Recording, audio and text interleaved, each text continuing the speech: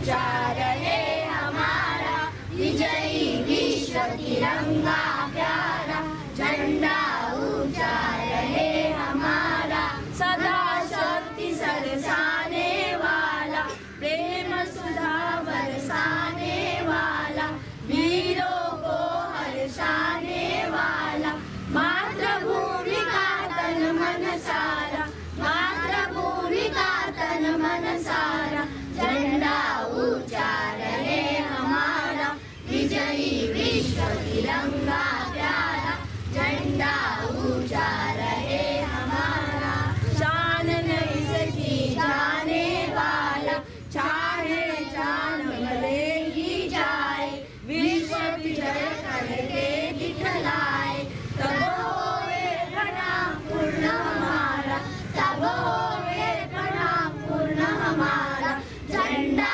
ऊंचा रहे हमारा विजयी विश्व तिरंगा प्यारा, झंडा ऊंचा रहे हमारा। आओ प्यारे वीरों आओ, देश धर्म पर बलि बलि जाओ, एक साथ सब मिलकर गाओ, प्यारा भारत देश हमारा। आज आम्ही इथं गोव्याचा काय साजरा करायला मुक्ती दिन, शाबाद मुक्ती दिन साजरा करायला जमलो आहोत। सगळा गोवाभर मोठ्या आनंदाने उत्साहाने हा मुक्ती दिन साजरा करतात आणि हा आमचा गोवा मुक्त होण्यासाठी कितीतरी महान व्यक्तींनी याच्यात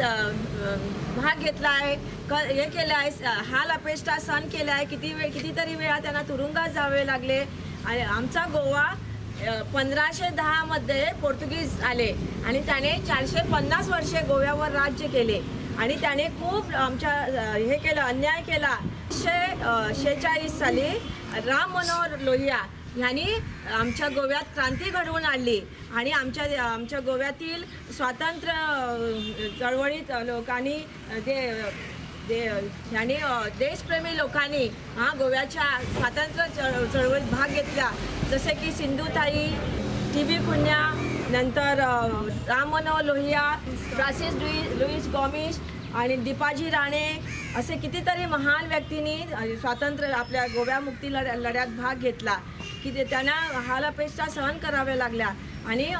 नंतर आमचे गोव्याचे तसेच आमच्या भारताच्या मिलिटरी म्हणजे आर्मीनी ह्याच्यात आमचा सहभाग केला आणि नंतर 19 डिसेंबर 1961 साली आपला गोवा पोर्तुगीजांच्या तावडीतून मुक्त झाला।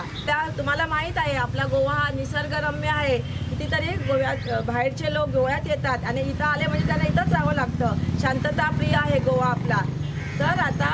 आपण काय करूया, झेंडावंदन करूया आणि आपले आज आरडीएक्सचे विलियम आले आहेत इथं पाहुणे म्हणून, त्यांच्या हस्ते आम्ही काय करूया, पहिल्यांदा झेंडावंदन सुरू करूया आणि आपला कार्यक्रम सुरू करूया।